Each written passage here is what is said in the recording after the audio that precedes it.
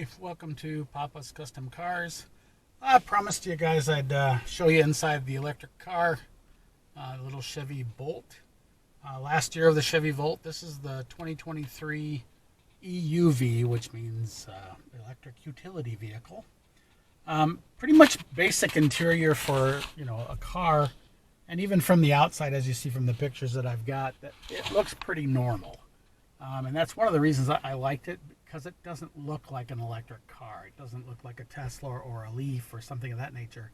It looks like a little Chevy. This is the base model. The only ad that I got was paint. I wanted I wanted the blue paint, which is much nicer. It's an upgrade, so it costs you a little bit extra. But I think it's well worth it in the end, because there's a million black, whites, and silvers around, but there aren't very many blues. So when you initially get in the car, it's not a big car. It's a compact car. It's about the same size, and the interior quality is about the same as my Trax was. So it's not too bad. For around town, it's a great little car. I don't think I would take it on a trip. I don't think we'd take anything this small on a trip. But just to kind of let you know, it's got pretty much everything except like heated seats, heated steering wheel. It does have, let me flip you around here. So on the interior, you've got the big screen for the information, and then you've got the other screen for your speedometer, all that kind of fun stuff. You've got cruise, you've got regen back here. It's just like hitting a brake. There's your station buttons for your radio behind the steering wheel. The other side's the same thing. If you've got a Chevy, this is the same. You've got your phone here, your volumes up and down, or your scroll through your main screen. And then, of course, you've got the other screen that has all the information on it. The gear shift selector is all buttons, and that will take you a minute to get used to, because especially if you're used to reaching over and grabbing for that stick shift.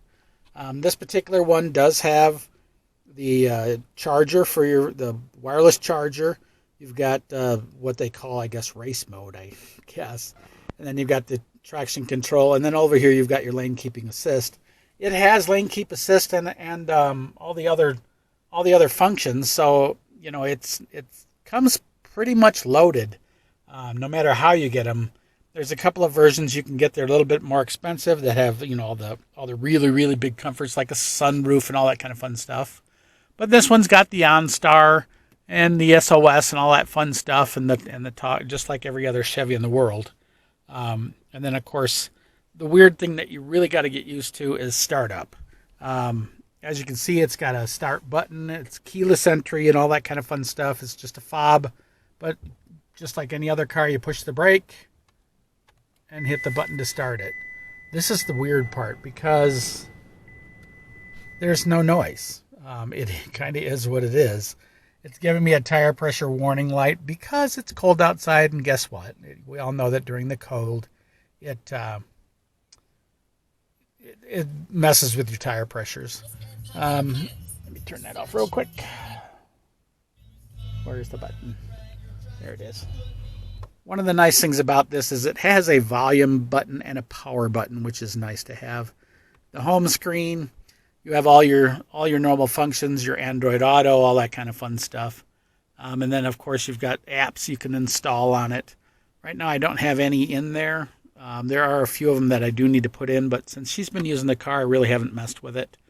It does have its own wireless connection. Tells you how your phone's doing as far as charge and signal and all that kind of fun stuff. But these are all the things that you can download. Like you've got maps. You definitely want that one. So as I go through, I'm going to definitely need to load up a bunch of stuff. Let me back up here real quick. But as you see, there's a bunch of different apps that you can install on it. Weather Station, Pandora, Spotify. So it's got a lot of nice features on this radio. And it's big, and it reacts well to touch. To get back to home, you just hit your home button. So it's got a lot of features that most normal, run-of-the-mill cars don't get. But like I say, the hard one to get used to is the lack of noise. Kind of like when it moves, it sounds kind of like a spaceship. So you put it in reverse, you get the camera, the backup camera. automatically. And if I'm really quiet, oh, it's telling me my charge door is open. So let me put it in park and go close that charge door.